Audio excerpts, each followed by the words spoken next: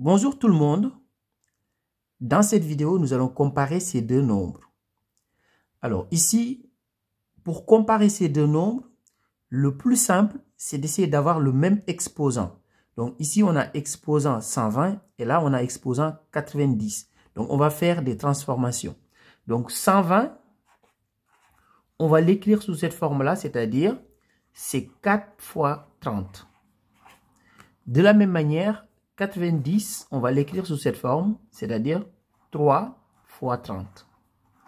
Donc, notre objectif maintenant, c'est d'essayer d'avoir exactement le même exposant.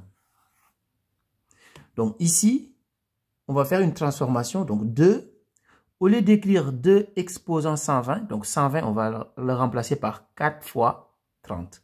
Donc, ici, 4 fois 30. Et on va faire exactement la même chose pour ce nombre. Donc, on va faire 3. Au lieu d'écrire 90, on va écrire 3 fois 30 comme exposant. Donc, 3 fois 30. Et à partir de là maintenant, on va appliquer une propriété. Donc, a à la puissance n, le tout à la puissance p, c'est égal à a à la puissance n fois p. Donc, ici, j'ai n fois p. Là aussi, j'ai n fois p. Donc, je vais l'écrire maintenant sous cette forme-là. Donc, c'est 2 à la puissance 4, le tout à la puissance 30. Là aussi, c'est la même chose. On va faire 3 à la puissance 3, le tout à la puissance 30. Mais ce qui est entre parenthèses, on peut calculer ici ce qui est entre parenthèses. Puisque 2 à la puissance 4, c'est tout simplement 2 fois 2 fois 2 fois 2. Et si on fait les calculs, on trouve tout simplement 16.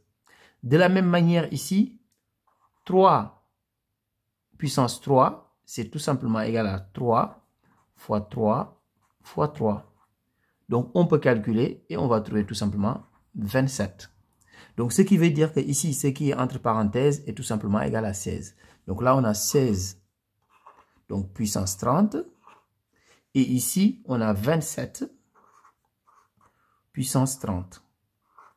Maintenant, on a puissance 30 ici et puissance 30 ici. Et comme 27 est plus grand que 16, donc ce nombre-là est plus grand. Donc, conclusion, donc on reprend les deux nombres et on dit que c'est celui-là qui est plus grand. Donc ici, 2 puissance 120 est plus petit que 3 puissance 90. Au revoir.